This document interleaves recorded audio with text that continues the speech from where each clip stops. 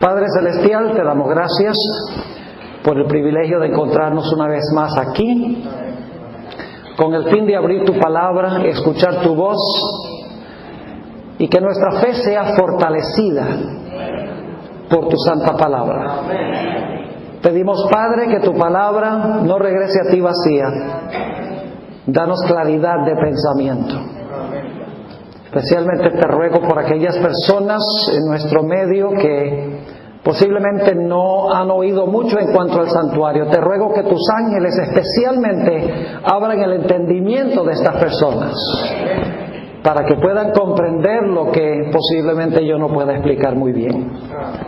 Gracias te damos, Señor, por escuchar nuestra oración, porque te lo pedimos en el nombre de Jesús. Amén. Como se pueden dar cuenta en el programa, esta noche vamos a estudiar el tema El Gran Chasco de 1844. Hasta ahora hemos visto que hubo 3 chascos anteriores. El primer chasco fue cuando se presentó Jesús como el Cordero Perfecto. Juan el Bautista comprendió mal, que Dios quedó chasqueado, pero luego estudió las profecías y murió en paz. Ayer por la mañana estudiamos el chasco en el momento de la crucifixión de Jesús. Se anunció con bombos y platillos en la entrada triunfal. La gente no sabía lo que estaba proclamando. Poco después quedaron chasqueados. Pero después del chasco se acercó a Jesús y les abrió las profecías que no habían entendido. Y se alegraron y tuvieron paz. Nos dimos cuenta ayer que cuando Jesús entró al lugar santo del santuario, también no entendían plenamente lo que Jesús iba a hacer. Quedaron chasqueados cuando Jesús les dijo: no es para vosotros saber los tiempos o las sazones. Ellos querían el reino enseguida, y Jesús, en vez de establecer el reino, se fue al cielo. Pero en 10 días estudiaron las profecías y entendieron lo que Jesús iba a hacer. Esta noche vamos a ver que el mismo proceso existe con el chasco de 1844. No hay nada nuevo debajo del sol. Así que cuando alguien les diga: ¿cómo puede la iglesia adventista profesar ser la iglesia remanente de los últimos días si se originó con un gran chasco? La respuesta es que en cada paso de Jesús hubo un chasco. Entonces nada del cristianismo puede ser verdadero, porque todo involucró un chasco. Ahora, había varias profecías que apuntaban hacia la entrada de Jesús al lugar santísimo en 1844. Quiero que examinemos algunas de esas profecías que anunciaban, profecías bíblicas que anunciaban el juicio en 1844. La primera profecía se encuentra en Daniel 7 y los versículos 9 al 14. Daniel 7, y vamos a leer por la premura del tiempo los versículos 9 y 10, y luego vamos a saltar a los versículos 13 y 14. Ahora quiero darles un poco de contexto antes de leer este pasaje.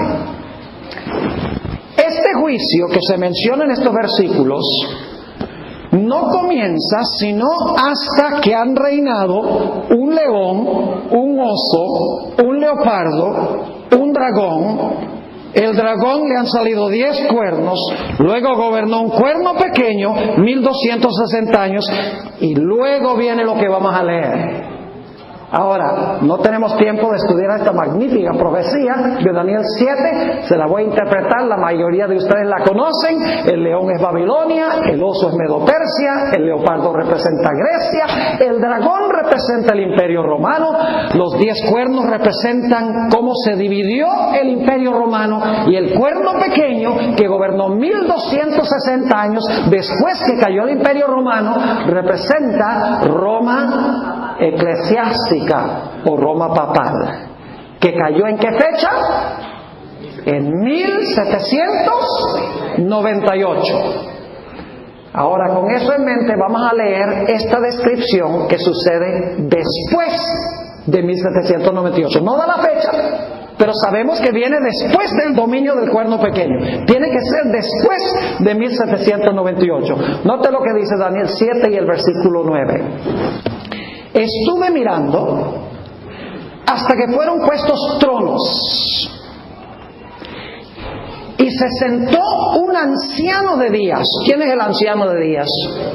Dios el Padre, muy bien. Cuyo vestido era blanco como la nieve y el pelo de su cabeza como lana limpia. Ahora escuchen bien. Su trono, ¿qué tenía? ¿Un qué? Un trono, muy bien. Su trono, llama de fuego, y las ruedas del mismo, fuego ardiente. ¿Qué es lo que tiene el trono? Ruedas. ¿Para qué son las ruedas? Para rodar. Es decir, este es un trono movible que está en un lugar y se mueve a otro lugar. Inmediatamente uno se pregunta, ¿de dónde a dónde se movió? Bueno, en realidad vamos a encontrar que se movió del lugar santo donde fue Jesús en el día del Pentecostés. Tiene que ser al lugar santísimo, porque después del santísimo no hay otro lugar. Sigue diciendo, versículo 10, un río de fuego procedía y salía de delante de él. Millares de millares le servían y millones de millones asistían delante de él. El juez se sentó y los libros se abrieron. ¿Cuándo comienza el juicio? ¿Antes de 1798 o después de 1798? Después. Porque ya para este momento el cuerno pequeño ha gobernado 1260 años. Pero ahora quiero que noten que no solamente se mueve el Padre para allá, sino que hay otro que se mueve para donde fue el anciano de días. Noten el versículo 13. Miraba yo en la visión de la noche, y he aquí con las nubes del cielo. ¿Qué son las nubes del cielo? Los ángeles.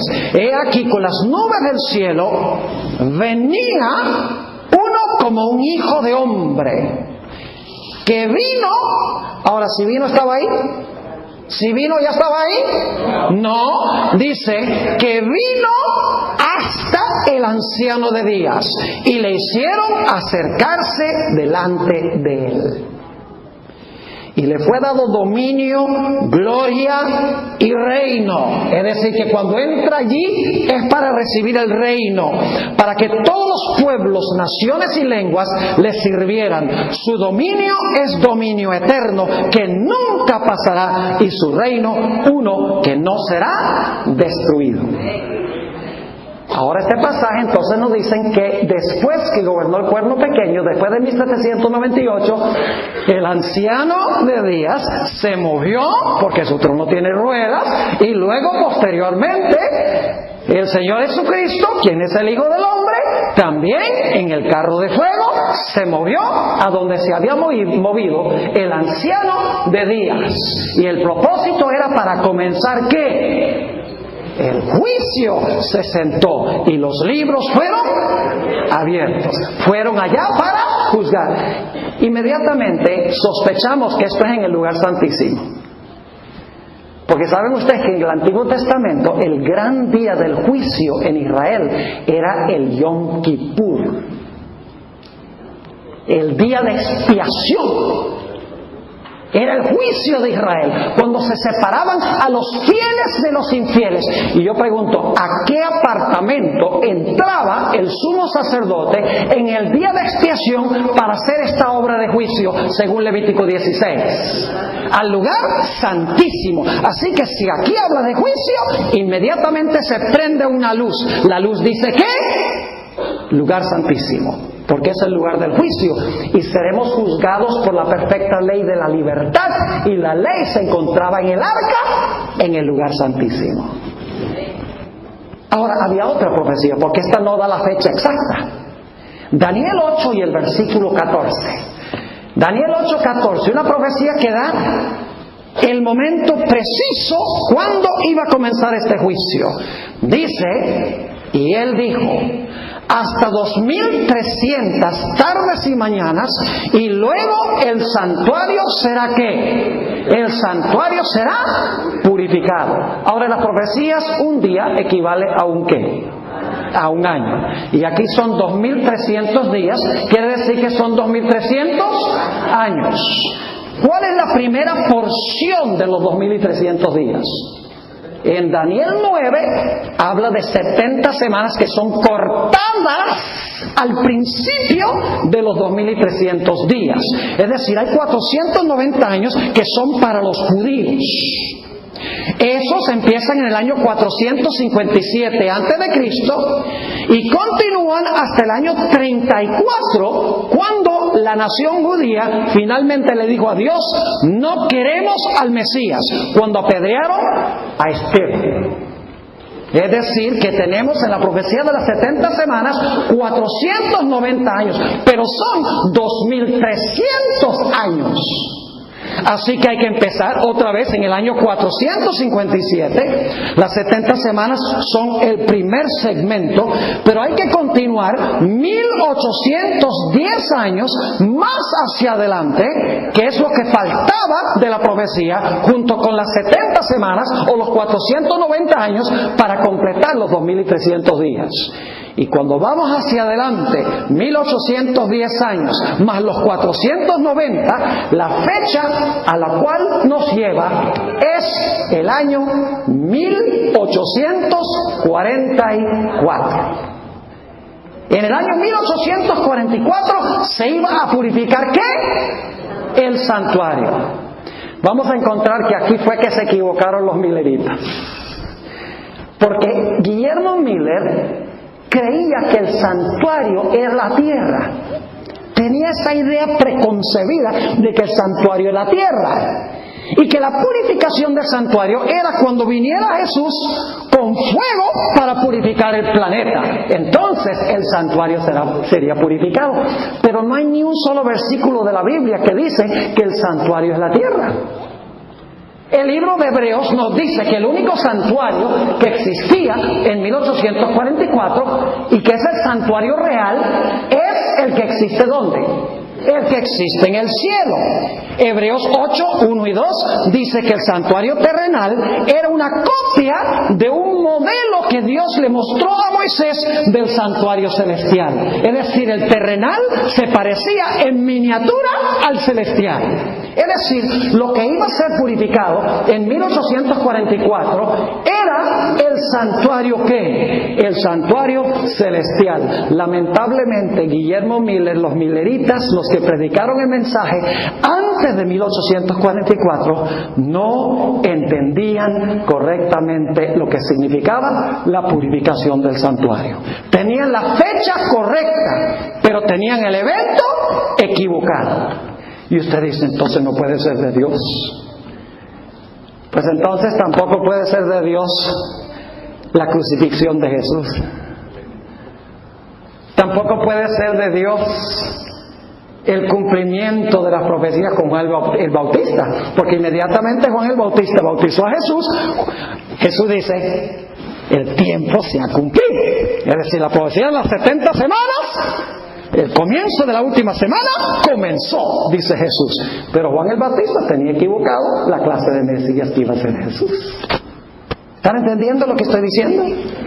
Nos metemos en problemas cuando decimos que porque el evento estuvo errado en 1844, que no puede haber sido de Dios, porque hubo otros chascos, otras equivocaciones en cuanto al evento, aunque la fecha en realidad estaba correcta, como vimos ayer en la mañana. Ahora, había otra profecía muy interesante.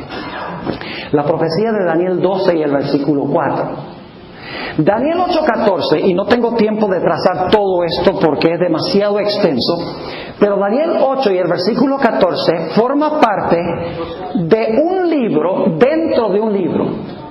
El libro de Daniel se compone de 2 libros en uno. Los primeros 7 capítulos de Daniel son una unidad completa. Y desde el capítulo 8 hasta el capítulo 12 es otra unidad completa. Son 2 libros relacionados pero separados uno del otro. Si tuviera tiempo les demostraría, si alguien está interesado, tengo una serie de cassettes que se llama La estructura de Daniel y Apocalipsis, donde compruebo bíblicamente esto, la idea de los 2 libros, Daniel 1 al 7 y Daniel 8 al 12. Ahí demuestro que Daniel 8 al 12, en realidad todo el tema central de esos capítulos es la profecía de los 2300 días. Es decir, Daniel 8:14 está en el centro de cada capítulo, desde el capítulo 8 hasta el capítulo 12. Ahora quiero que noten lo que dice en cuanto a este libro que contiene esta profecía central. Dice en Daniel 12 y el versículo 4: pero tú, Daniel, cierra las palabras y sella el libro. Cuando dice el libro aquí, está hablando de Daniel 8 al 12. Es una porción del libro de Daniel, no todo el libro. Dice: pero tú, Daniel, cierra las palabras y sella el libro para siempre. No dice eso. Dice: sella las palabras, cierra las palabras y sella el libro hasta el tiempo del fin. ¿Qué va a pasar en el tiempo del fin? Tiene que ser que el librito iba a estar sellado hasta el tiempo del fin, lo cual significa que en el tiempo del fin el libro iba a ser ¿qué? Desellado. Ahora, si usted sella un libro, ¿puede entender el mensaje que tiene el libro? No, porque el libro está cerrado. Yo pregunto, ¿en el tiempo del fin entonces se iba a entender lo que contenía este libro? Amén. ¿Se iba a entender la profecía de los 2300 días? Claro que sí. Daniel no la entendió. Daniel dijo: explícame esto, Señor. ¿No la entendió? Hasta se enfermó, dice la Biblia, cuando escuchó la profecía de los 2300 días. Dice entonces: pero tú, Daniel, cierra las palabras y sella el libro hasta el tiempo del fin. ¿Y qué va a pasar en el tiempo del fin? Muchos correrán de aquí para allá y la ciencia se aumentará. ¿Saben que muchos teólogos adventistas dicen que cuando dice que la ciencia se aumentará, está hablando del gran avance tecnológico moderno? Pero el texto no tiene nada que ver con tecnología. El texto en su contexto está diciendo que el librito iba a quedar sellado hasta el tiempo del fin. Pero en el tiempo del fin, el libro iba a ser desellado. Muchos iban a correr de aquí para allá buscando palabra de Dios. Es el mismo modismo que se usa en Amós 8, 11 y 12, donde dice: muchos correrán de aquí para allá buscando ¿qué? Palabra del Señor. Es decir, ¿qué está buscando la gente en el tiempo del fin? Corriendo de aquí para allá. La ciencia o el conocimiento se aumentará. ¿El conocimiento de qué? La palabra. El conocimiento de qué parte específica de la palabra de Dios, del librito que fue sellado y en el tiempo del fin es que abierto. Es decir, se iba a comprender la profecía de los 2300 días en el tiempo del fin. Había otra profecía. Apocalipsis 10, 1 y 2 habla del momento cuando se abrió el librito. Fíjese que Apocalipsis describe el momento cuando el librito que fue sellado se abre. Apocalipsis 10 y el versículo 1 y 2. Y dicho sea de paso, el contexto aquí de este pasaje es la sexta trompeta. ¿Saben lo que representan las trompetas? Representan periodos de la historia eclesiástica. Empezando en los días apostólicos, cada trompeta describe un segmento o una era de la historia de la iglesia cristiana. Y cuando uno llegue ya a la séptima trompeta, ya se acabó la historia de la iglesia cristiana. Entonces yo pregunto, ¿la sexta trompeta se cumpliría hacia el final de la historia de la iglesia o al comienzo de la historia de la iglesia? Si es la sexta, tiene que ser hacia ¿qué? Tiene que ser hacia el final. Ahora fíjense lo que dice Apocalipsis 10 y el versículo 1. Vi descender del cielo a otro ángel fuerte, envuelto en una nube. Este es Jesús, dicho sea de paso, con el arco iris sobre su cabeza. y su rostro era como el sol, y sus pies como columnas de fuego. Si ustedes quieren estar seguros de que este es Jesús, lean Apocalipsis 1, donde dice exactamente lo mismo de Jesús. Sigue diciendo en el versículo 2, tenía en su mano ¿un qué? Un librito abierto. Si está abierto es porque antes estaba ¿qué? Cerrado. Más bien, el tiempo del verbo es difícil de traducir. Se dice que tenía un librito abierto, pero en realidad en el griego dice tenía en su mano un librito que hubo sido abierto. Lo que pasa es que en español hubo sido abierto como que no cuadra, como que con demasiado forzado y difícil de leerlo, y por lo tanto dice un librito abierto.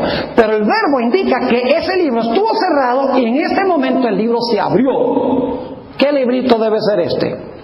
Tiene que ser el libro que se cerró en los tiempos de Daniel.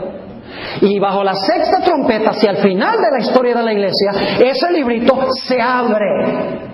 Dice en el versículo 2, tenía en su mano un librito abierto y puso su pie derecho sobre el mar y el izquierdo sobre la tierra. Y entonces es interesante seguir leyendo. Después en nuestro tema vamos a analizar algo en cuanto a este librito, pero es interesante notar que el ángel le decía a Juan que se come el librito. ¿Cuántos de ustedes alguna vez se han comido un libro? Sí, yo sé, se lo han comido, ¿verdad? Cuando un libro está bien interesante, sí, ese libro está rico, nos lo saboreamos, ¿verdad que sí? ¿Qué quiere decir? Que uno está asimilando el mensaje del libro. ¿Están conmigo o no están conmigo? Ahora, si este librito es Daniel 8 al 12, que tiene que ver con los 2300 días, quiere decir entonces que el mensaje de los 2300 días de Daniel 8:14, cuando Juan se lo comiera, iba a ser ¿qué? El mensaje iba a ser dulce. Pero luego dice que el mensaje se iba a tornar ¿qué? Después de que estuviera dulce en la boca, iba a ser amargo en el vientre. Es un libro que iba a ser dulce cuando se comiera, pero después iba a causar una experiencia amarga, un chasco amargo. Y luego el ángel le dice a Juan, ahora mira, es necesario que vayas y profetices otra vez. Debe ser que el tiempo no se terminó. Debe ser que cuando tuvo esta experiencia dulce y amarga, no se terminó la historia, porque el ángel le dice, después del chasco amargo, después de esta experiencia dulce, le dice que es necesario que vayas a profetizar a muchas naciones, tribus, lenguas y pueblos. Y el mensaje ese se encuentra en Apocalipsis 14, 6 y 7, donde desciende un ángel poderoso del cielo y proclama el evangelio eterno a toda nación, tribu, lengua y pueblo. ¡Qué tremendas profecías apuntaban hacia lo que iba a suceder en 1844! Notemos una profecía más, una o dos más, porque hay varias. Apocalipsis habla de 7 iglesias. ¿Han oído hablar de las 7 iglesias? ¿Qué representan las 7 iglesias? Las 7 iglesias simbolizan 7 períodos de la historia de la iglesia cristiana. Todos los eruditos están de acuerdo con eso. Éfeso, la primera, representa la iglesia apostólica. Esmirna representa las persecuciones imperiales de Roma. Pérgamo representa el tiempo cuando el error entró a la iglesia durante los días de Constantino. La cuarta iglesia, Tiatira, representa el periodo del dominio de la ramera de la iglesia romana. La quinta iglesia representa el periodo de la Reforma Protestante. Y luego llegamos a la sexta iglesia, Filadelfia. Filadelfia es una iglesia. Yo pregunto, ¿Filadelfia debe estar cerca al final de la historia de la iglesia o al comienzo de la historia de la iglesia? Tiene que ser cerca al final, porque es la iglesia número ¿qué? 6. Ahora escuchen bien, después de Filadelfia viene una iglesia nada más, es la iglesia de Laodicea. ¿Saben lo que significa la palabra Laodicea? Significa juzgando al pueblo. Después de Filadelfia viene la iglesia del juicio. Ahora quiero que noten qué se le coloca a Filadelfia por delante. Apocalipsis 3 y el versículo 7 y el versículo 8. Escribe al ángel de la iglesia en Filadelfia. Esto dice el santo, el verdadero, el que tiene la llave de David. ¿Qué tiene? La llave de David. ¿Para qué es una llave? Para abrir una ¿qué? Muy bien, gracias. El que tiene la llave de David, el que abre y ninguno cierra, y cierra y ninguno abre. Pregunta, ¿va a cerrar una puerta, sí o no? En Filadelfia, ¿va a cerrar una puerta? Sí. ¿Va a abrir una puerta? Con la llave de David. ¿Qué era David? Un rey. Ahora usted dice, pero ahí no dice nada de una puerta. Sí lo dice. Vamos al versículo 8. Yo conozco tus obras. He puesto delante de ti una puerta abierta. ¿Qué se coloca delante de Filadelfia? Una puerta abierta, la cual nadie puede cerrar, porque aunque tienes poca fuerza, has guardado mi palabra y no has negado mi nombre. A la sexta iglesia se le coloca una puerta abierta adelante que se abrió con la llave de David, y luego inmediatamente la siguiente iglesia es la iglesia del juicio. Es decir, la puerta se abrió para dar inicio ¿a qué? Al juicio. Exactamente. Apocalipsis, el capítulo 11, 19 es la última profecía que quiero mostrar que hablaba de este momento monumental de la historia. Apocalipsis 11 y el versículo 19 habla del momento cuando se abrió esa puerta. Ahora, antes de leer Apocalipsis 11, 19, necesito darles un poquito de contexto. En Apocalipsis 4 y 5 se está hablando de la ascensión de Jesús al lugar santo. No tengo tiempo para entrar en detalle para describir eso. Lo he predicado en algunas iglesias del área acá. Demuestro que Apocalipsis 4 y 5 está hablando de la ascensión de Jesús para comenzar su obra en el lugar santo. Y eso lo sabemos porque ustedes leen en Apocalipsis 4 y 5 que Jesús está allá donde están los 7 candeleros. Y está allí a donde se ofrece incienso. Apocalipsis 4 y 5 deja muy en claro que el trono donde está sentado el Padre, junto con el Hijo, allí están los 7 candeleros y está el altar de incienso. Yo pregunto, ¿en qué apartamento quedaba el altar de incienso y quedaba el candelabro? En el lugar santo. Juan ve una puerta abierta en Apocalipsis 4, entra, ve el candelabro, ve el altar de incienso, ve al Padre sentado. En el capítulo 5 llega Jesús. La ascensión. Pero el texto que vamos a leer no se puede referir a ese momento, se refiere a otro momento de la historia. Noten lo que dice Apocalipsis 11, 19. Dicho sea de paso, esto también está en el contexto de la sexta y la séptima trompeta. Hacia el final de la historia. No puede ser algo que sucedió en los tiempos apostólicos, en la Edad Media, en las persecuciones imperiales. Esto es en el mero final de la historia de la iglesia. Dice, y el templo de Dios fue abierto en el cielo. ¿Se abrió una puerta, sí o no? Sí, el templo de Dios fue abierto en el cielo y se vio el candelero y el altar de incienso. Se póngase los lentes, pastor. No, ¿qué dice? Y el arca de su pacto se veía en el templo. Y hubo relámpagos, voces, truenos, un terremoto y grande granizo. ¿Cuál fue la puerta que se abrió con la sexta y séptima trompeta? Tiene que ser la puerta del lugar santísimo. Y ustedes dicen, ¿por qué razón? Porque dice que cuando se abrió la puerta, vio el arca del pacto. ¿Y a dónde quedaba el arca del pacto? Quedaba en el lugar santísimo.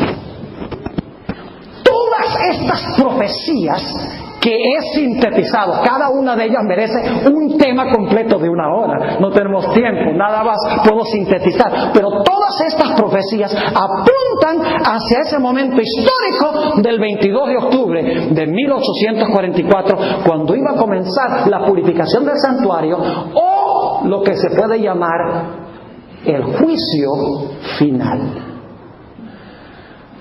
Ahora, ¿con quiénes se cumplió el cometido de predicar estas profecías? Escuchen bien. En la década de los años 1830, Dios levantó un movimiento interdenominacional, es decir, personas de todas las denominaciones participaron, bajo el liderazgo de un individuo que había sido soldado en la guerra revolucionaria de los Estados Unidos y que era en ese tiempo un agricultor. Se llamaba Guillermo Miller. Y por lo tanto los que predicaban el mensaje se conocían como milleritas.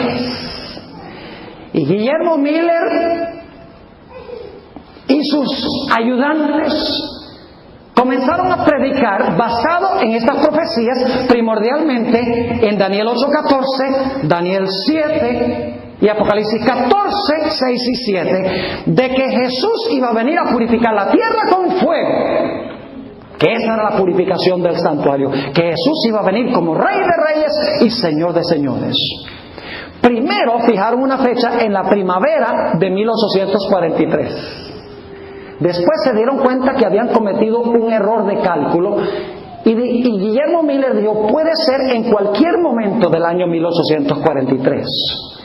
Pero estudiando más detenidamente esta profecía, un hombre con el nombre de Samuel Snow llegó a la conclusión, trazando la historia y la Biblia, de que en realidad el juicio iba a comenzar, la purificación del santuario iba a comenzar el 22 de octubre de 1844. Y dijo eso porque, mire, en 1843 decían en la primavera. El problema es que el día de expiación o el día del juicio no era en la primavera, sino que era en el otoño. Así que Samuel Snow descubrió, dijo, no puede ser, no puede haber sido en la primavera de 1843, imposible.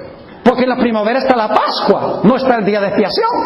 Volvieron a estudiar las profecías y Samuel Snow dice, si va a cumplir la fiesta del Yom Kippur, tiene que caer en el día en que cae el día de expiación, en 1844. Y en ese año, según los cronólogos más destacados y más fidedignos de entre los judíos, el día de esta expiación caía el 22 de octubre de 1844. Es decir, Dios levantó a un grupo de personas para proclamar este mensaje de que el santuario se iba a purificar, de que la hora del juicio de Dios había llegado. El problema es que los que estaban proclamando el mensaje cometieron un grave error. No fue un error cronológico.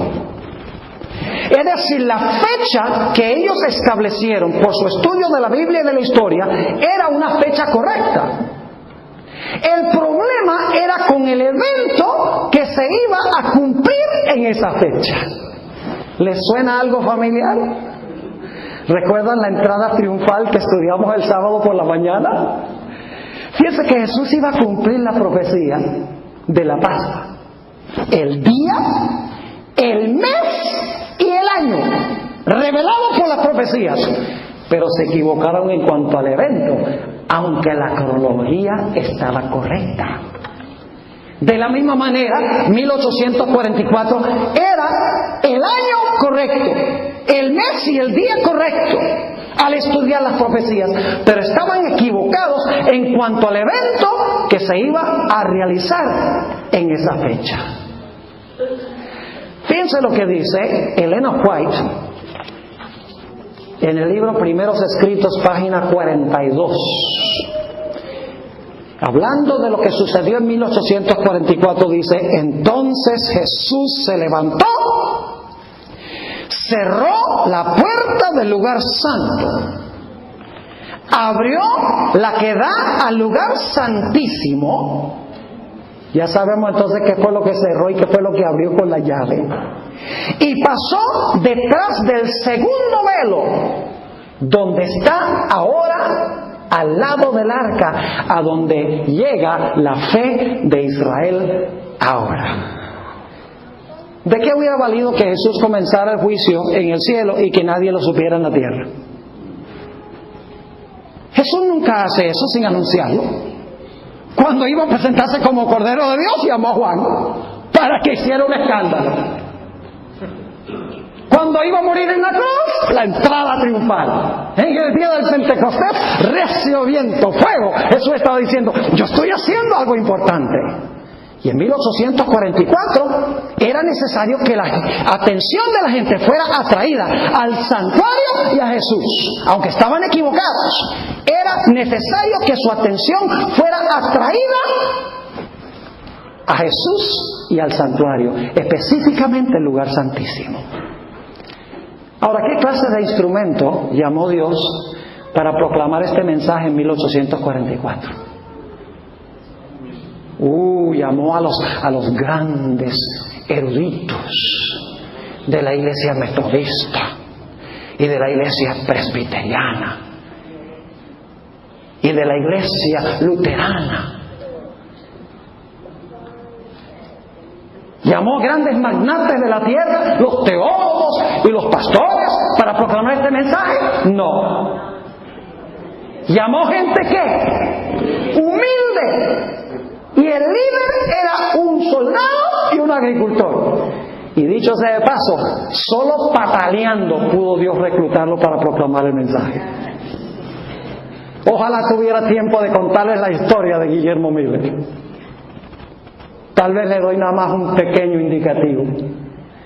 Guillermo Miller, Dios, porque él estudió por más de 10 años, 13 años, estudió las profecías, la Biblia, versículo por versículo, con oración, a veces toda la noche.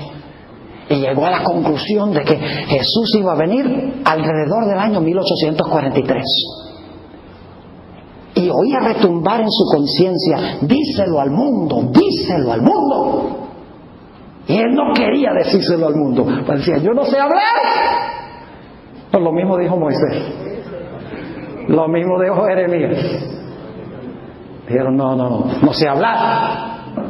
Pero le dice a Miller, a Dios, en una oración, pero si tú me consiguieras una invitación para predicar, yo lo tomaría como señal de que tú quieres que proclame este mensaje. Y luego se sintió tranquilo. Ahora el asunto está con Dios. ¿Quién va a invitar a un agricultor a predicar un sermón? Media hora más tarde, el sobrino llegó de un pueblo que quedaba a varias millas de distancia, era el domingo en la mañana, y le dice, tío Miller, he sido mandado para ver si estás dispuesto a venir a predicar en la iglesia de Dresden, porque es que el pastor no puede estar los próximos domingos. Y Miller cuenta que él se fue a un lugar atrás de su casa donde se encontraban unos árboles y empezó a discutir con Dios. Dijo, Señor, me tendiste una trampa. Pero Guillermo Miller era un hombre de palabra y por lo tanto cumplió su palabra y fue y predicó.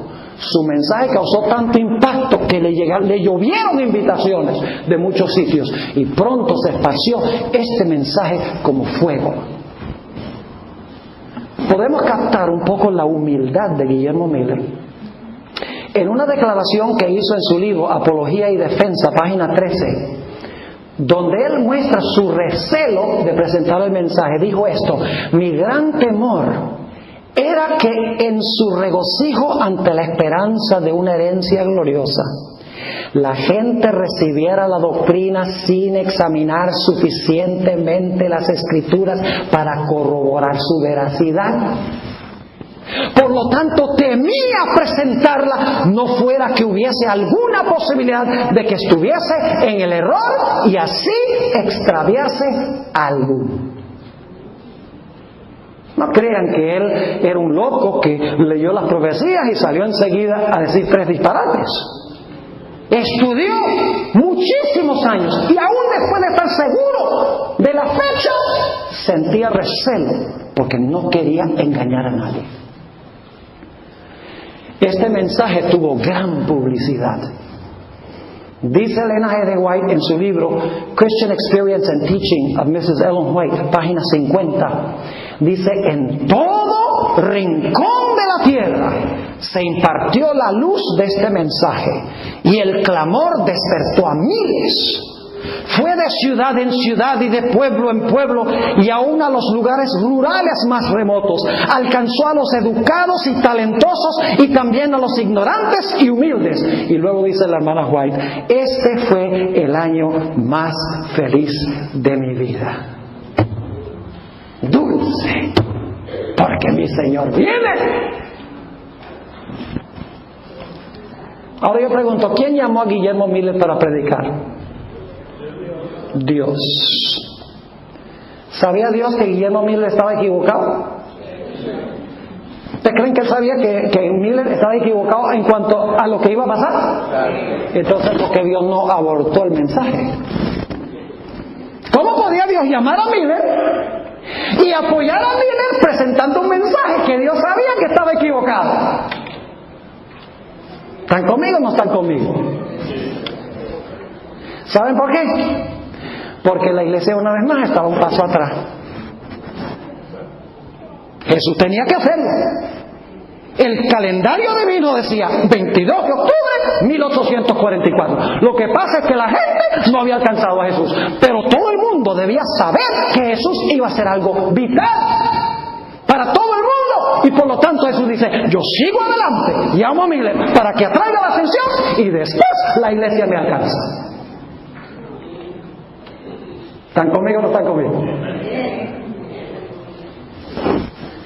¿Cómo es que Dios pudo ser partidario de algo que iba a producir un chasco tan amargo y desalentador? No fue culpa de Dios.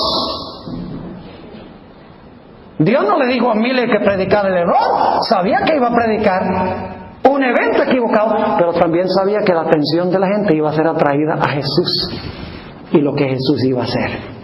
Y que después del chasco iba a haber un grupo de personas que iban a seguir a Jesús al lugar santísimo e iban a entender. Déjenme leerles algunas citas más en cuanto a la extensión de este mensaje, la publicidad que se le dio. En el libro Primeros Escritos, página 233, dice la sierva del Señor: millares de personas abrazaron la verdad predicada por Guillermo Miller. Y se levantaron siervos de Dios con el espíritu y el poder de Elías para proclamar el mensaje. Como Juan, el precursor de Jesús, los que predicaban ese solemne mensaje se veían movidos a poner la segura a la raíz de los árboles y exhortar a los hombres a que diesen frutos de arrepentimiento. Fíjense que lo compara con Juan el Bautista, del cual ya hablamos. En Primeros Escritos, página 229, dice Elena G. de White, dicho sea de paso, Elena G. de White no está escribiendo como una persona que no sabe. Ella pasó por esto. Ella no es una historiadora que está escribiendo en el año 2007 en cuanto a lo que pasó en 1844. Ella lo palpó. Y yo prefiero creer lo que dice ella que lo que dicen los eruditos modernos, porque ellos no estuvieron allí.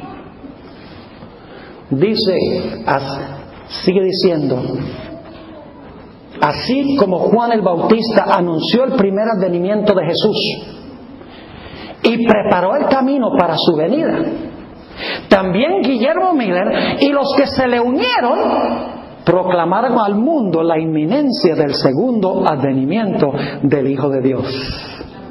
En el conflicto de los siglos, página 451 y 52, habla la sierva del Señor de el impacto que causó este mensaje. A veces la gente dice: esos mileritas eran unos locos. Escuchen, mis hermanos y hermanas, ¿saben lo que hacían? Vendían sus propiedades para pagar las deudas de otros, para que no estuvieran endeudados cuando viniera Jesús.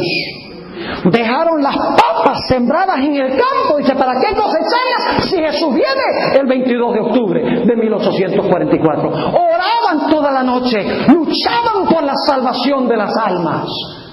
Cuidado si usted no estuvo allí y critica a esa gente, porque esa gente era de verdad consagrada, mucho más que nosotros.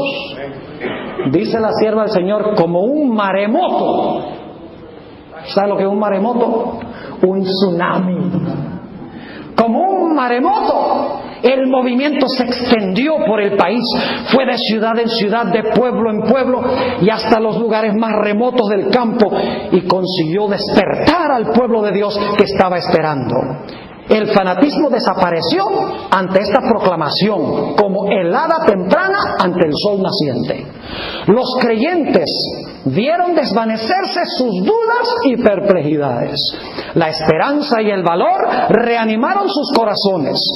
La obra quedaba libre de las exageraciones propias de todo arrebato que no es dominado por la influencia de la palabra y del Espíritu de Dios. Este movimiento recordaba los periodos sucesivos de humillación y conversión al Señor que entre los antiguos israelitas solían resultar de reproches dados por los siervos de Dios.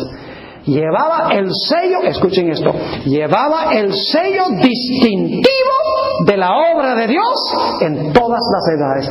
Esta obra tenía el sello de Dios, en otras palabras.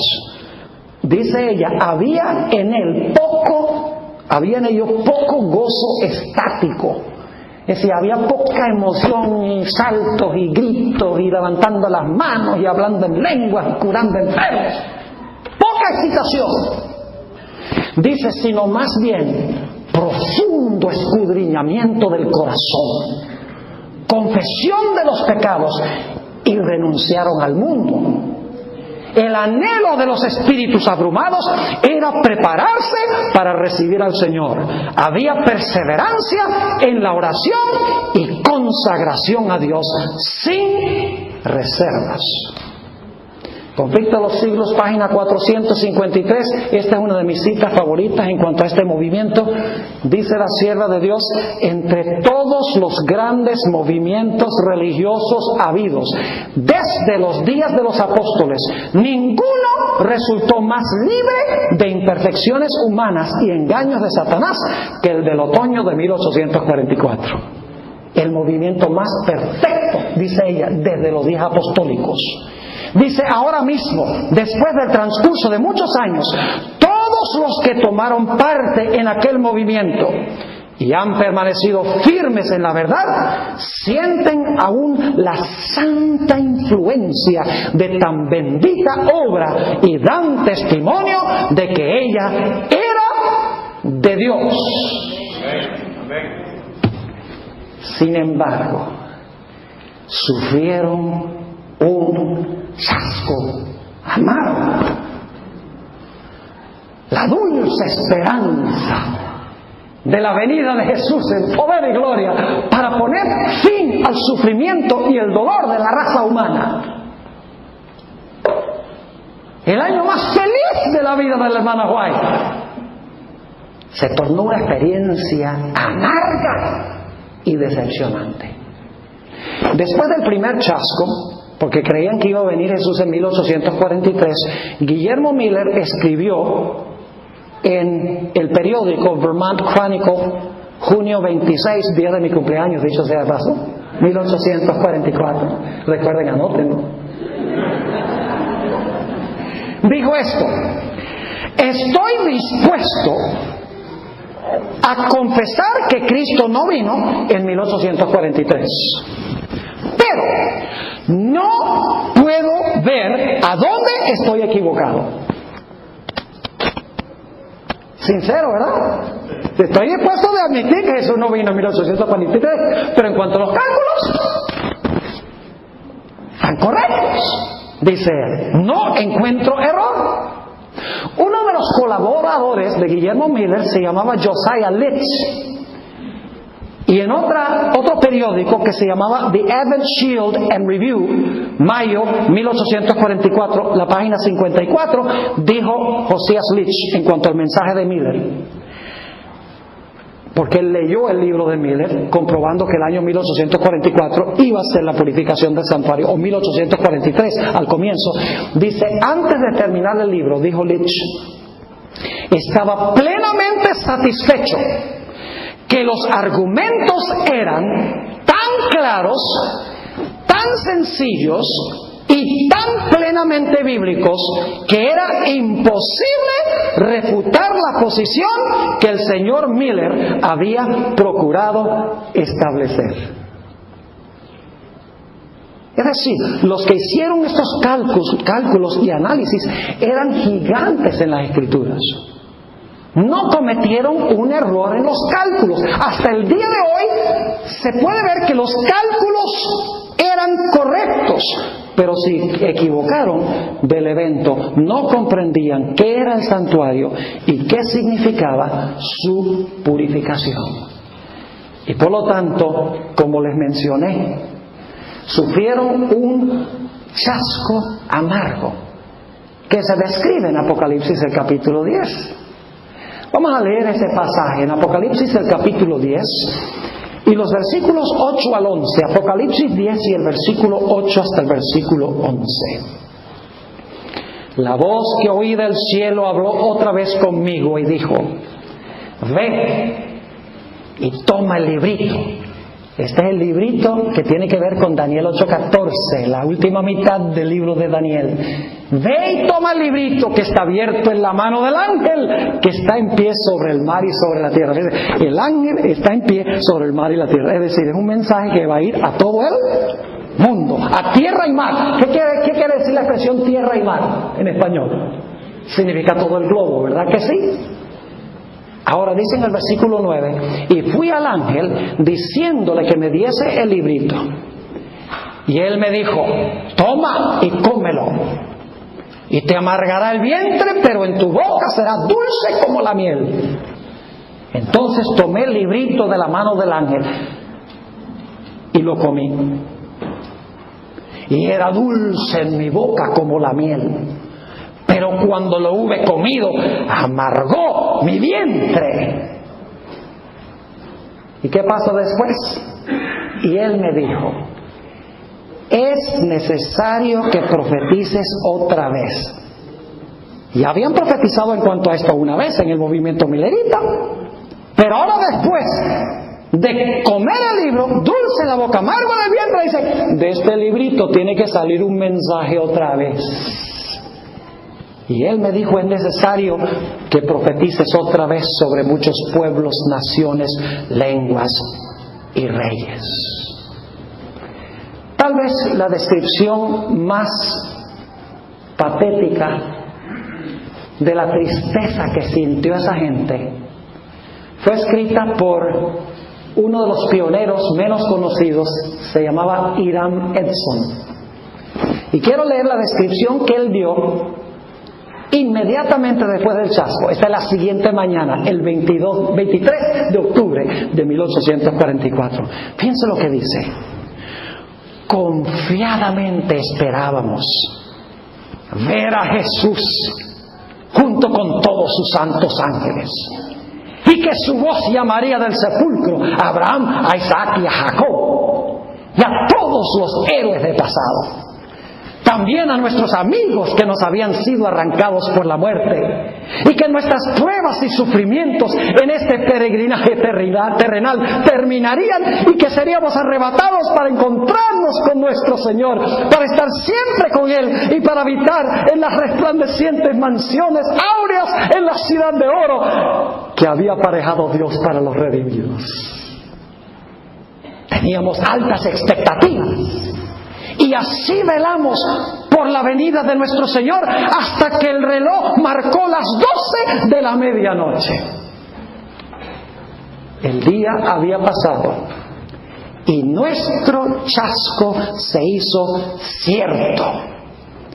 Nuestras esperanzas más ardientes quedaron destruidas. Y nos sobrevino un espíritu de llanto como nunca habíamos experimentado antes. Ni la pérdida de todos nuestros amigos terrenales podía compararse. Lloramos y lloramos hasta que el día amaneció. ¿Pueden palpar los sentimientos de ellos en cierto grado? Y luego dice, reflexioné en mi propio corazón diciendo, la expectativa del advenimiento ha sido la más rica y brillante de toda mi vida cristiana. Si esta había fracasado, ¿de qué valía el resto de mi experiencia cristiana? ¿Ha resultado ser un fracaso la Biblia? ¿No hay Dios, ni cielo, ni áureo hogar celestial, ni paraíso? ¿Es todo esto tan solo una fábula artificiosa? Empezó a preguntarse. Otro de los pioneros, que se llamaba Washington Morse, escribió en el Advent Review y Sabbath Herald, esto es varios años después del 7 de mayo de 1901, él participó en el Gran Chasco y esta fue la forma como él lo describió. El paso del tiempo fue un amargo chasco. Los verdaderos creyentes lo habían entregado todo por Cristo y habían sentido su presencia como nunca antes. El amor de Cristo inundaba cada corazón y con un deseo inexpresable oraban, ven Señor Jesús, ven presto. Pero Él no vino.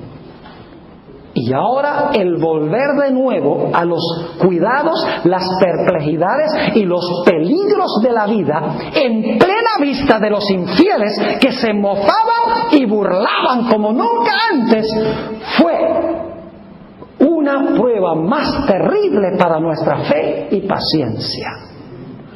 Cuando el pastor Himes, otro de los pioneros de esta época, cuando el pastor Himes visitó a Waterbury, Vermont, un corto rato después de pasar el tiempo, y dijo que los hermanos debían prepararse para otro invierno frío, yo casi no podía controlar mis sentimientos. Salí del lugar de reunión y lloré como un niño. ¿Qué dijo Guillermo Miller? Le escribió una carta al hermano E.O. Orr, la fecha, diciembre 13 de 1844, donde Miller dijo esto, en cuanto a lo que pasó después del chasco. El tiempo pasó, y el siguiente día pareció como que todos los demonios hubiesen sido desatados sobre nosotros del insondable abismo. Los mismos y aún muchos más de los que estaban implorando la misericordia divina 2 días antes, ahora se entremezclaron con el gentío que se mofaba, se burlaba y amenazaba de una forma supremamente blasfema. Hermanos y hermanas, no solamente fue una experiencia amarga, un chasco amargo porque Jesús no vino, sino fue amargo por la forma en que fueron tratados por las iglesias de aquella época. La mayoría de los miles y miles que habían proclamado este mensaje, que se habían emocionado, algunos por temor, otros por interés, la mayoría, con la excepción de un manojo, un pequeño remanente, abandonaron el movimiento y dijeron que no era de Dios. Hicieron lo mismo después de la entrada triunfal. Fíjense que los mismos que en la entrada triunfal habían dicho, bendito el que viene en el nombre del Señor, el Hijo de David, menos de una semana después estaban diciendo, crucifícale, crucifícale. Se repitió la historia. Déjenme leerles algunas citas sobre el rechazo de las iglesias de aquella época. Primeros escritos 248 y 49. Dice Elena White, que participó en este movimiento. El mensaje dado desde el cielo enfurecía a Satanás. Este es el mensaje antes de 1844. El mensaje dado desde el cielo enfurecía a Satanás y sus ángeles e inducía a aquellos que profesaban amar a Jesús, pero despreciaban su venida, a escarnecer a los fieles que manifestaban confianza. Pero un ángel anotaba todo insulto, todo desprecio, todo daño que los hijos de Dios recibían de sus profesos hermanos. En el tomo 4 del libro Espíritu y Profecía, página 232, dice la sierva del Señor que en 1844, cuando las iglesias de la época se opusieron a este mensaje y luego escogieron no entrar al lugar santísimo con Jesús, se convirtieron en Babilonia. La iglesia de Filadelfia dice que se convirtieron en la sinagoga de Satanás. De eso vamos a hablar el miércoles. Adoración en el trono de Satanás. No se lo pierdan. Y traigan la almohada. Escuchen lo que dice. Cuando las iglesias despreciaron el consejo de Dios al rechazar el mensaje del advenimiento, Dios las rechazó. ¿Qué rechazó Dios? Las iglesias. Hizo lo mismo con el judaísmo. Yo sé que esto es drástico, pero hoy en día no hay una iglesia en el mundo fuera de la adventista que ha seguido a Jesús al lugar santísimo. Y muchos adventistas hoy en día quieren cerrar la puerta del santísimo y volver al santo y al atrio. Quieren adorar como adoran esos que no entraron al lugar santísimo. Esto es un asunto serio, mis hermanos y hermanas. No es un asunto, ay, si esta música es buena o esta música no es buena. Es mucho más que un problema de música. Es un problema teológico, donde como adventistas nos hemos querido volver evangélicos en nuestra teología. No puede ser, porque somos un pueblo remanente de Dios con un mensaje especial centrado en el lugar santísimo del santuario. Amén. Dice, cuando las iglesias despreciaron el consejo de Dios al rechazar el mensaje del advenimiento, Dios las rechazó. El primer ángel fue seguido por el segundo, que proclamaba: ha caído Babilonia, la gran ciudad, porque ha dado a todas las naciones del vino del furor de su fornicación. Primeros Escritos, páginas 260 y 61. Escuchen esto. Vi que así como... Estaba hablando de los judíos que rechazaron a Jesús. Vi que así como los judíos crucificaron a Jesús, las iglesias nominales han crucificado estos mensajes, los mensajes de los tres ángeles. Y por lo tanto no tienen conocimiento del camino que lleva al Santísimo, ni pueden ser beneficiados por la intercesión que Jesús realiza allí. Como los judíos, que ofrecieron sus sacrificios inútiles, ofrecen ellos sus oraciones inútiles al departamento que Jesús abandonó. Y Satanás, de esto vamos a ampliar el miércoles, y Satanás, a quien agrada el engaño, asume un carácter religioso y atrae así la atención de estos cristianos profesos, obrando con su poder, sus señales y sus prodigios mentirosos para sujetarlos en su lazo. ¿Saben de dónde viene todo este movimiento de muchedumbres que van a los servicios y que sanamientos y que lenguas y milagros y señales? El miércoles vamos a hablar de dónde viene todo eso. Primeros Escritos, página 234, dice la sierva de Dios: los predicadores y la gente, hablando del chasco, se coligaron en oposición a este mensaje del cielo para perseguir a Guillermo Miller y a quienes con él se unían en la obra.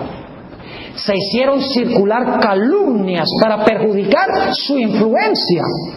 Y diferentes veces, después de declarar Miller el consejo de Dios e infundir contundentes verdades en el corazón del auditorio, se encendía violenta cólera contra él, y al salir del lugar de la reunión le acechaban algunos para quitarle la vida. Pero Dios envió ángeles para protegerlo y le salvaron de manos de las enfurecidas turbas. Su obra no estaba aún terminada. Una cita más. Christian Experience and Teaching of Mrs. Ellen White, página 32. Habla sobre el trato que recibieron después del chasco de parte de las iglesias establecidas. Igual que Pedro y Juan, después del día de Pentecostés, los están azotando, los están echando a la cárcel. No quisieron entrar al lugar santo. 1844, trataron de la misma manera los mensajeros. No quisieron entrar al Santísimo. Dice, nos fue necesaria grande paciencia, pues los burladores eran muchos. Con frecuencia se nos saludaba con burlas que se referían a nuestro chasco. Las iglesias ortodoxas emplearon todo medio para impedir que se esparciera la creencia en el pronto retorno de Jesús. No se daba libertad en sus reuniones para aquellos que se atrevían a mencionar la pronta venida de Jesús. Los que profesaban amar a Jesús rechazaron con desdeño las nuevas de que aquel que profesaban tener como amigo pronto les visitaría. Se agitaron y enojaron con aquellos que proclamaban las nuevas de su venida y que se regocijaban que pronto contemplarían su gloria. Pero gracias a Dios, después del chasco, vino la explicación. Inicialmente fue dada en un momento intuitivo o una percepción momentánea de uno de los pioneros llamado Hiram Edson. Era el día después del chasco. Él es el que leí la descripción, ¿recuerdan? Donde pensaban que iba a resucitar a Abraham, Isaac y Jacob y todos los familiares, etcétera. Y se preguntaba si su experiencia religiosa valía la pena. Pues decidieron después del chasco, la siguiente mañana, de que iban a ir a cierto lugar para animar a otra gente que posiblemente estaba chasqueada. La mejor forma que usted puede ayudarse a sí mismo es ayudando a otros. Y dice Hiram Edson que cuando iba en camino, de repente se encontró en medio de un campo. Voy a leer la cita como él la da. Se encuentra en el libro por F.D. Nichol, Midnight Cry, página 458. Lástima que ese libro no se ha traducido, Freya. The Midnight Cry de F.D. Nichol, porque describe todo el movimiento militar, todo lo que sucedió. Es increíble. Bueno, dice esto.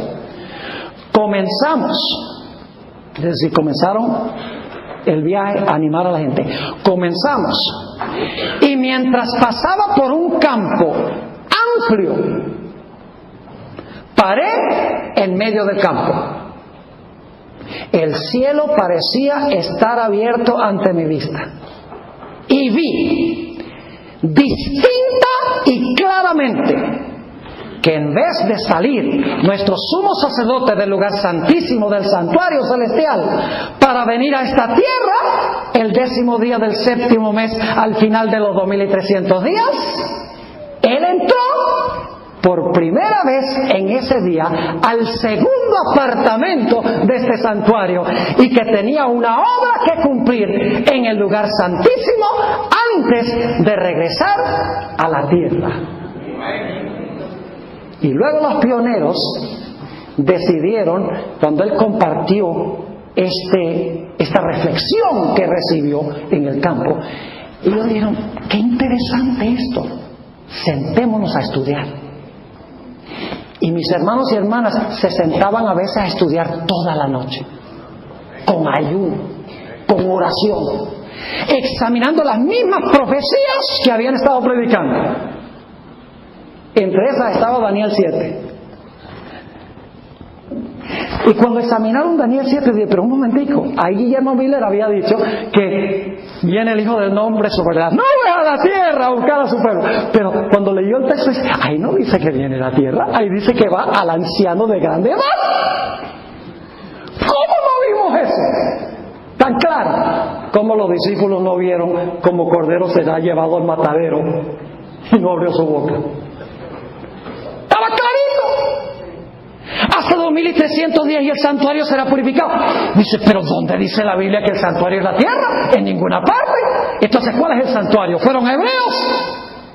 El santuario terrenal era una copia de un modelo que Dios le mostró a Moisés del santuario celestial. Entonces el santuario que se iba a purificar tenía que ser el celestial, no la tierra.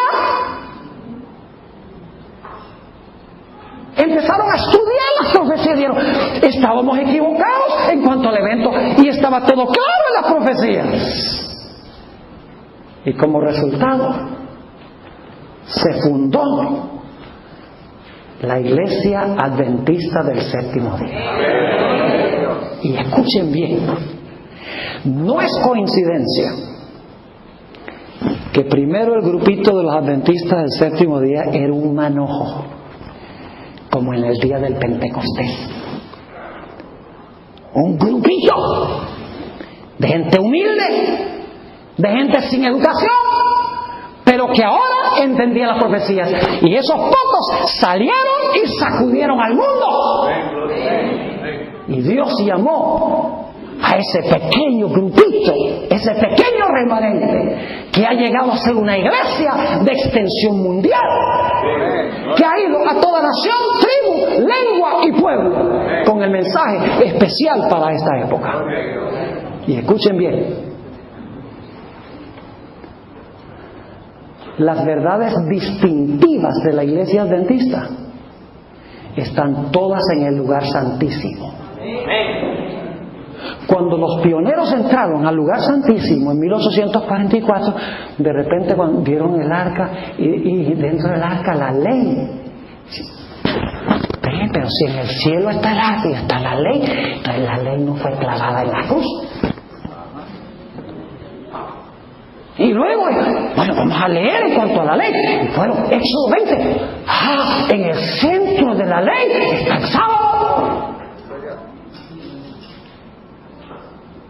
Y luego dice, pero un momentico, si el juicio comenzó, si Dios empezó a juzgar a los muertos en 1844, entonces esa gente no puede haberse ido al cielo o al infierno cuando se murieron. Porque si se fueron al cielo o al infierno cuando se murieron, ¿para qué juzgarlos? Descubrieron que los muertos nada saben. Descubrieron que el juicio había comenzado en el cielo, el juicio investigador. Descubrieron también la reforma por salud, porque había un bote de maná dentro del arca y Dios dio el maná para enseñarle a la gente a comer saludablemente.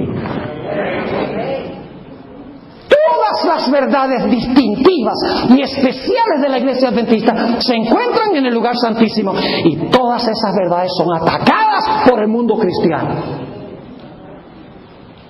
por la sinagoga de Satanás, por Babilonia. Ahora, para terminar, ¿cómo nos afecta a nosotros? Hemos hablado de cómo nos afecta a todos, ¿verdad que sí? Porque es importante que Jesús sea presentado como el Cordero perfecto. Porque yo tengo una vida imperfecta, yo no le puedo dar una vida perfecta a la ley. Si yo me paro delante de la ley me dice, pecador, muere. Pero con la vida perfecta de Jesús, si yo lo acepto, Él me da su vida perfecta y soy acepto en el amado. Si me paro delante de la ley dice, tienes que morir porque la paga el pecado es muerte. Alguien tiene que pagar por ese pecado. Jesús fue al altar del sacrificio y sufrió la muerte que yo debo sufrir. Luego fue al lugar santo para interceder por los que se allegan a Él y reclaman lo que Él hizo en el atrio. Los que reclaman personalmente su vida perfecta y su muerte en la cruz. Ahora es un asunto individual. Lo que hizo en el atrio lo hizo por todo el mundo, pero ahora tenemos que reclamarlo personalmente. Y ustedes dicen, ¿cómo nos afecta este juicio que comenzó en 1844? Hoy les voy a hablar solamente de cómo afecta a los muertos, porque el tema de hoy tiene que ver con el inicio del juicio de los muertos. En 1844 comenzó el juicio de los muertos, comenzando desde los primeros que vivieron sobre la tierra. Comenzando con Adán. Y dice la sierva de Dios, continuando por todas las épocas sucesivas de la historia de la iglesia, finalmente terminará con el juicio de los vivos. Ese tema será el de mañana. Pero en 1844 Dios comenzó a juzgar a los muertos. Y usted dice, ¿juzgar a los muertos para qué? Les voy a dar una explicación bien sintética. Tomemos por ejemplo el caso de Juan Hus, ese hombre que fue quemado en la hoguera porque contradijo lo que creía la iglesia romana durante la Edad Media. Yo pregunto, ¿se hizo una injusticia ahí? Mire, que los malos ganaron y el bueno perdió. ¿Era necesario que se rectificara eso? ¿Sí? La Biblia dice que la sangre de Abel, ¿qué? Clamaba desde la tierra. ¿Qué es lo que pedía la sangre de Abel? Justicia. Porque él era el bueno y Caín era el malo. Y el malo vivió y el bueno murió. Y el universo dice, ¿por qué? Dios dice, espérate. En el quinto sello hay un grupo de mártires que están clamando, ¿hasta cuándo, Señor, no juzgas y vengas nuestra sangre de los que la derraman en la tierra? Y viene una voz y le dice, tranquilos, quédense quieticos ahí. Ustedes tienen sus vestiduras blancas, tienen su manto blanco, es decir, su casa está segura. Descansen hasta que en el futuro muera el resto de los mártires. Y entonces yo voy a vengar la sangre de ustedes. ¿Sabe lo que sucede a partir de 1844? Como leímos en Daniel 7, Dios abre los libros y demuestra quiénes en verdad lo aceptaron y quiénes no. Permítame explicar un poquito mejor ese asunto, un poquito más amplio. Cuando nosotros confesamos nuestros pecados, ¿nos purifica Dios de nuestros pecados? Sí. ¿Y esos pecados a dónde van? ¿Cuántos de ustedes creen que Dios tiene en el cielo libros registrados con nuestros pecados? ¿La Biblia enseña que Dios tiene nuestros pecados registrados en el cielo? Oh, entonces cuando yo confieso mis pecados,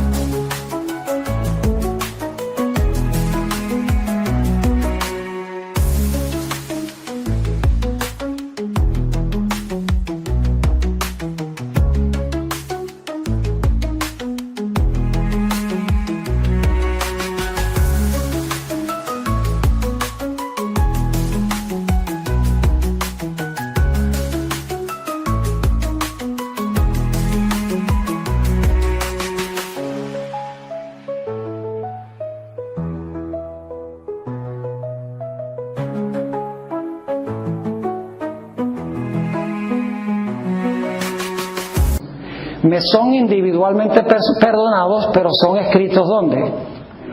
En los libros celestiales. Y algunos dicen, ve, los adventistas no tienen seguridad de salvación.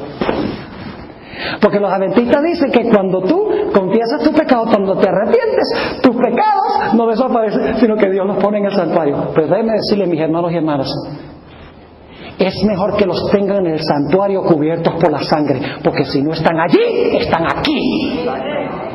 Nuestra mayor seguridad es tener nuestros pecados en el santuario cubiertos con la sangre de Jesús.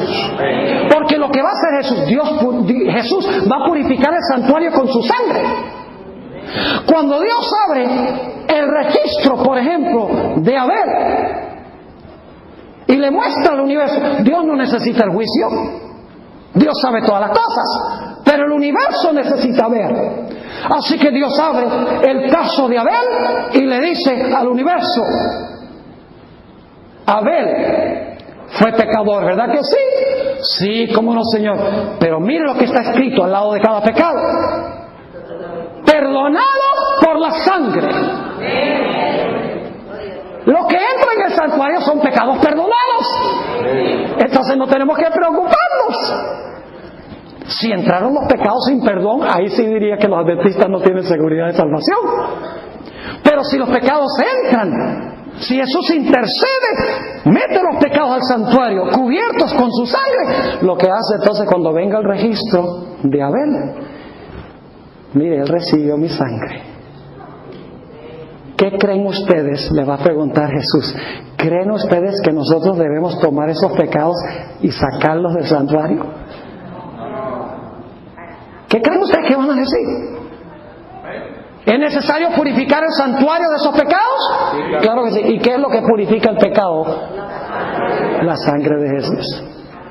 Porque Jesús en el día de expiación dice: es mi sangre que Abel aceptó, que da derecho de sacarlos de allá. Una nueva obra de la sangre de Jesús.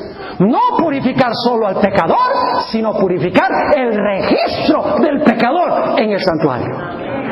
Y eso es lo que comenzó a hacer en 1844 con los muertos. Y muy pronto, no sabemos cuán pronto, comenzará el evento más solemne de la historia: el juicio de los vivos. Es cuestión seria ser juzgado estando muerto, pero es aún más solemne ser juzgado estando vivo, cuando uno todavía está escribiendo su historia. Así que no se pierdan el próximo emocionante episodio mañana en la noche. Oremos. Padre Celestial, te damos gracias por la claridad de tu palabra. Te damos gracias por el privilegio que nos has dado de ser adventistas del séptimo día. Padre, ayúdanos a no avergonzarnos de esto. Ayúdanos, Señor, a anunciarlo. No por suficiencia propia, no por arrogancia, sino porque tenemos una gran verdad que el mundo necesita. Te pedimos, Padre, que al continuar estudiando estas cosas, tu Espíritu Santo abra mentes y corazones para recibir tu verdad. Te damos gracias, Señor, por haber estado con nosotros. Y gracias por escuchar nuestra oración, porque te lo pedimos en el nombre de Jesús. Amén.